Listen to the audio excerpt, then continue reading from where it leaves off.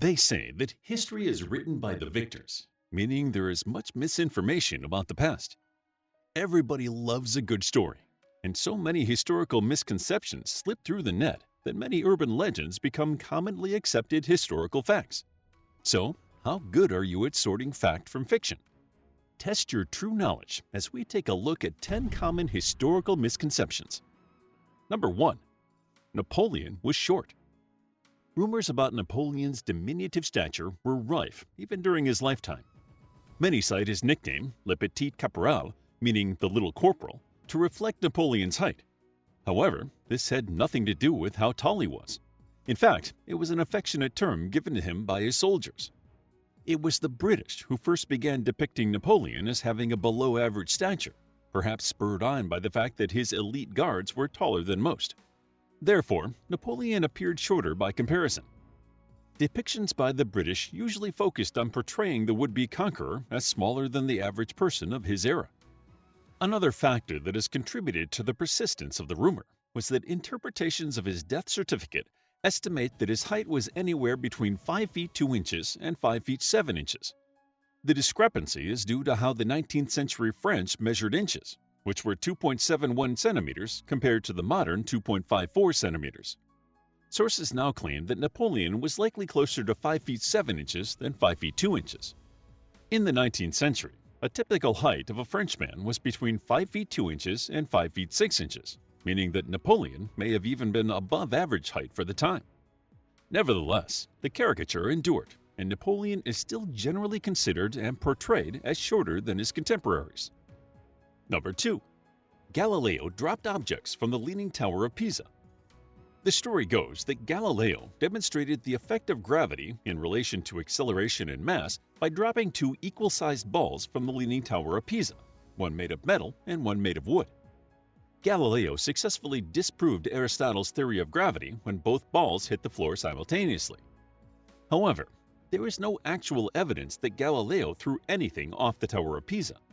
In fact, it is more likely that Galileo would never have conducted such an experiment because he understood the impact of air resistance on the objects, meaning that the heavier one would land slightly before the lighter one.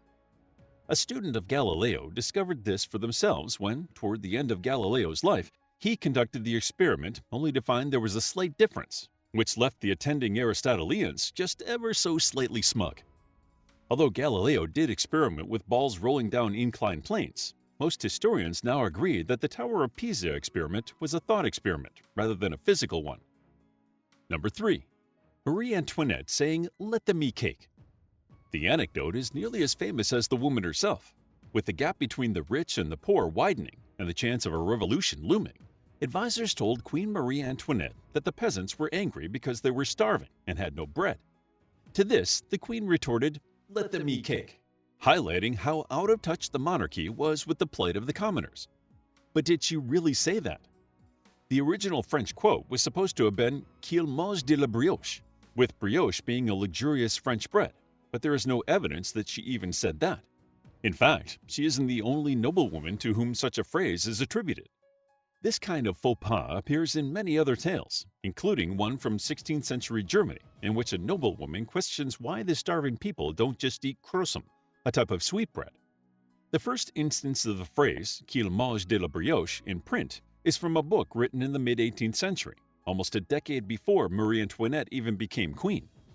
Linking the phrase to the queen was probably the work of the revolutionaries, who went to great pains to slander Marie Antoinette's reputation and circulated many rumors about the queen, mainly sexual in nature, to ensure she was hated.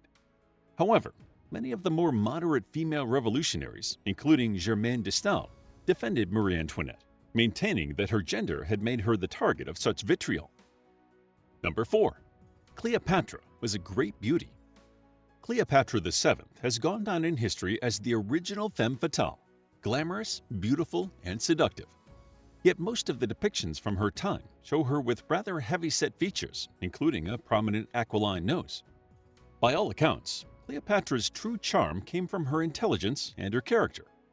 She was a polyglot, speaking as many as 9 languages, and was the first pharaoh of her line to learn Egyptian. She was educated in chemistry, economics, military theory, law, and mercantile strategy.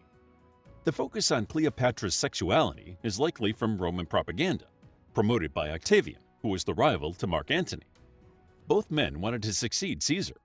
By casting Cleopatra as a manipulating foreign temptress, Octavian undermined her union with Mark Antony, and he claimed she might have through her son Caesarion, whom Caesar had recognized as his own son, and her competence as a ruler. Number 5. The forbidden fruit was an apple.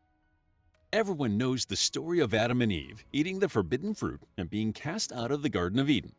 But what you might not know is that the Bible doesn't specify what the fruit actually was. So why then do we all assume it was an apple? As the book of Genesis fails to identify the fruit in question, early Jewish and Christian scholars speculated about likely candidates, and their guesses included the fig, the grape, the pomegranate, the olive, and the citron. Some historians believe that it wasn't until the 17th century that apples were suggested as the culprit. According to this theory, apples came into the firing line due to the Latin language, which gives the word for apple as malum, which happens to be a homonym for the Latin word for evil. Coincidence? Probably, but apparently 17th century scholars didn't think so. What fruit is more likely to have been the forbidden fruit than one that was literally called evil? Another theory cites artistic representations of the fall of man, in which apples seem to come into play in France in the 12th century. Many speculate that this mostly came about due to another language quirk. Latin authors usually referred to the forbidden fruit as a pomum, meaning tree fruit, which is comparable to the Old French word pomme, also meaning fruit. However, over time, the word pomme took on a more specific meaning. It became to mean apple, and so when Bibles in Old French wrote that Adam and Eve ate a pomme, meaning tree fruit, readers read it as Adam and Eve ate an apple. Number 6. Lady Godiva rode on a horse naked. The image of Lady Godiva, nude but covered by her long flowing hair, riding horseback through Coventry, is certainly an enduring one. Legend has it that her husband, Earl Leofric, was taxing his people heavily. Lady Godiva begged him to stop, to which he replied that the tax would stop only when Godiva rode naked through the streets. Desperate to help her people, Godiva issued a proclamation stating that all people should stay indoors and shut their windows before she rode through town naked. Lady Godiva, or Gagifu, was undoubtedly a historical figure. She was born in 990 CE and was the wife of Leofric, Earl of Mercia. But there is no historical record of her nude horse ride. The first time the story popped up was around 200 years after her death, told by Roger of Wendover, a monk known for his tall tales. In the 16th century, another detail was added, that of Peeping Tom.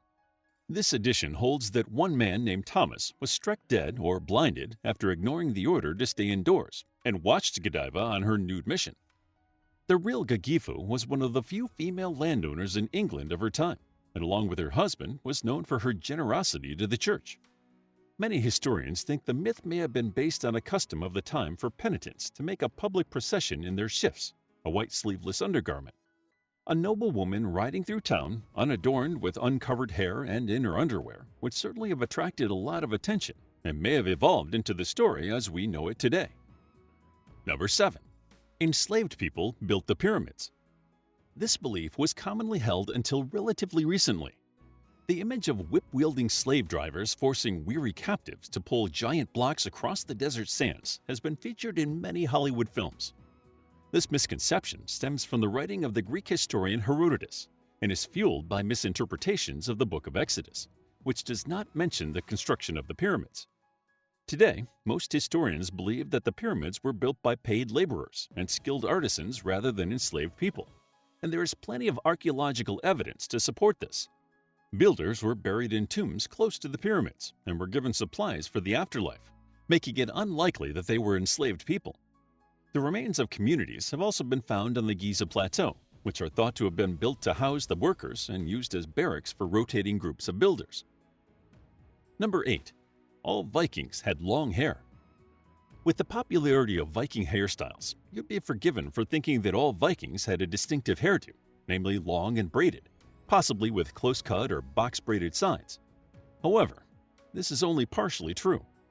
While Viking women did wear their hair long as a sign of status and braided or tied their hair back out of their face, they also commonly wore headdresses and caps, usually made of linen in the summer and wool in the winter. There is evidence that some of the richer women had caps made of silk. Viking men sported a huge variety of styles and were more preoccupied with grooming than the women. They styled their hair and beards to set themselves apart. Judging by the array of Viking combs that were found, they clearly liked to keep their hair brushed. Perhaps one of the most curious descriptions of Viking hairdos is that they shaved the backs of their heads and grew their hair long at the front. Although the Vikings terrorized other nations, they were fashionable enough for others to imitate their style. In one letter from an Englishman to his brother, he admonishes him, saying, "You dress yourself in the Danish fashion, with bald neck and blinded eyes." Another European description reads that one Viking leader shaved his head completely except for a lock of hair on one side, denoting his rank. Considering the facts we have, it seems the Vikings were pretty experimental when it came to hairstyles. So if you want to wear your hair like a Viking, chances are you already do. Number 9. Grecian statues and buildings were white. When we think of ancient Greece, pictures of white marble statues and white Grecian columns surely spring to mind. This classical simplicity was copied in the Renaissance, lending credence to this common misconception. In reality, Grecian statues and buildings were pretty gaudy, attested by small elements of color still found on statues. Although weathering has worn away most of the pigmentation, modern analysis has discovered an array of colors made from materials such as cinnabar for red, arsenic sulfides for yellow, azurite for blue, malachite for green, carbonized organic material for black, and lead for white. Furthermore, there is evidence that the figures were elaborately decorated, with one sculpture of an archer covered with an intricate design of red, yellow, blue, and green diamonds, underneath a bright yellow shirt covered in images of lions and griffins. Number 10. Richard the Lionheart was a good, kind king. Watch any Robin Hood film, and you'll probably find an England pining for good King Richard while under the rule of his weak-willed and greedy brother John. But do these historical figures deserve the reputation hoisted upon them? Richard was known as Lionhearted due to his bravery in battle, but he wasn't a very good king or even a particularly likable person. During his 10-year reign, he only spent 6 months in England, and that was purely to raise money for his crusades. While on crusade, he managed to insult or alienate so many of his Christian allies that he had to try and return to England in disguise to avoid his allies turned enemies. Although John remained in England, trying to rule as best he could, he wasn't a great king either. First, he lost English-owned lands in France to French King Philip, and then powerful English barons forced him to cede some of the monarchy's power to them. While John may deserve his reputation as the phony King of England, Richard lucked out with his status as the gallant hero, when in reality, he cared more about spending his subjects' money traveling and fighting abroad than he did about ruling England. How would you like to get a deeper understanding of history, impress your friends, and predict the future more accurately based on past events? If this sounds like something you might be into, then check out the brand new Captivating History Book Club by clicking the first link in the description. To learn more about history, check out our Captivating History book series. It's available as ebooks, paperbacks, and audiobooks. If you found the video captivating, please hit the like button and subscribe for more videos like this.